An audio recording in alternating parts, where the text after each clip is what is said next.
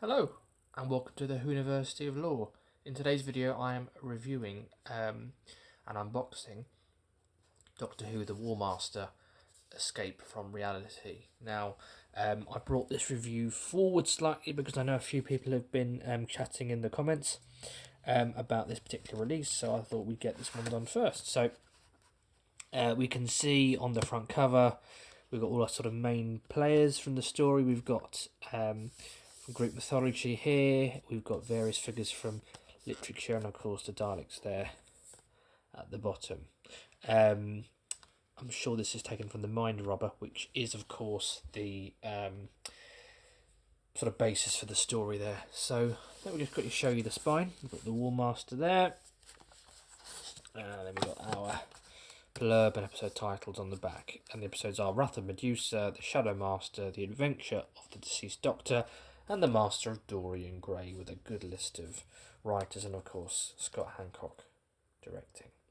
So the basic premise of the set is the Master is on the run from the Daleks. I'm assuming it's taking place between the early stories of that first box set, so taking place towards the end of the Time War, at a point where he's not really working for the Time Lords anymore, and he's kind of just doing a little bit, a little bit of work here and there to try and make the war work to his advantage, like we've kind of seen in the recent, more so the 6th box set, and to an extent the 7th box set as well. So that's kind of how it starts, but then it goes off in a completely different direction. This box set is very, very different to all of the other War Master box sets. It seems as though he's looking for weapons in the land of fiction that could be used in a time war, and certainly that's a very, very interesting concept when you've got the Time War, which is,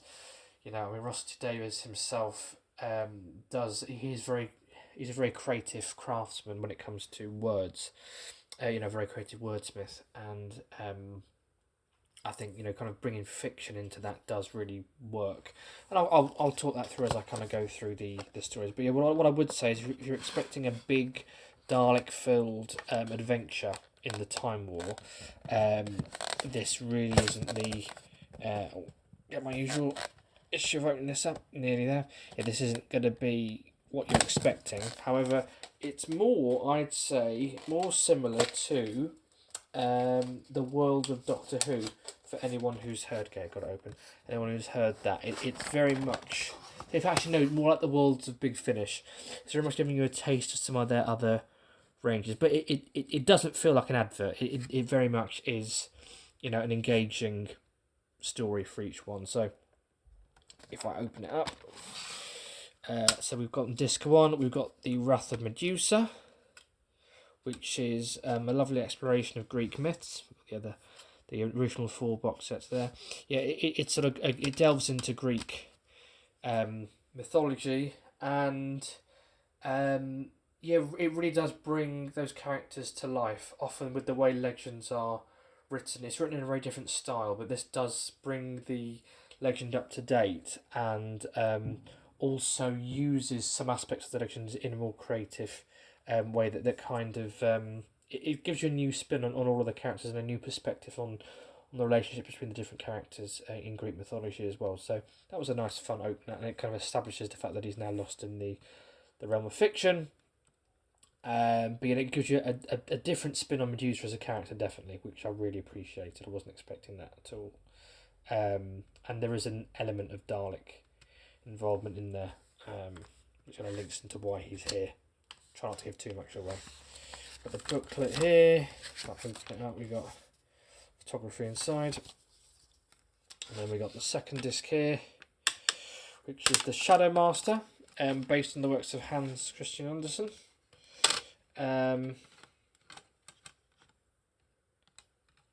Which again kind of plays with a wide range of those characters and and gives it a more modern spin. So, it's taking stories that you may have heard or indeed may not have heard, and kind of presenting them in a way that is, giving them the Big Finish treatment, which is to kind of tell them in a manner that is fitting for a modern audience on the audio format.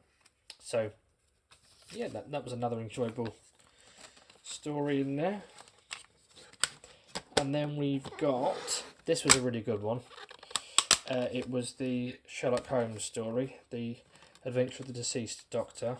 What I love, I'll give you a bit of a spoiler, is that it kind of explores the multiverse in the sense that if the land of fiction has got every fictional work that's ever been written, then if you've got someone like Sherlock Holmes who has been reinterpreted over the years by sort of different actors, different authors over time, then surely there's a version of each of those Sherlock Holmes in the land of fiction. So, for example, there's going to be the Benedict Cumberbatch Sherlock, there's going to be the original Conan Doyle books version, and they're all going to kind of be there in the land of fiction. So that was a nice, interesting, a twist on, because there's an awful lot of multiverse stories out there at the moment in kind of this genre, but that was a really creative spin on it. So I really enjoyed that.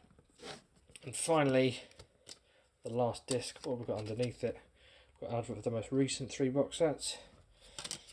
And this was my favourite one, The Master of Dorian Gray, which, as I say, these, obviously Sherlock Holmes and Dorian Gray, they're using ranges that already exist in Big Finish. This really isn't an advert for their Dorian Gray range. It's a retelling of the original novel, but in a way that is being distorted by the master. And it was really interesting to kind of see that. And I'm not that familiar with the story, but I'd imagine if you were familiar with the story, you'd kind of really appreciate where they were going with it. Intriguingly, maybe I missed something, but at the end, I'm not quite sure. So he seems to have collated these different weapons from the land of fiction. I don't think he used any of them, so I'm assuming that potentially we've got 3 more box sets coming out over the coming 2 years before Scott Hancock passes the range on to a new producer.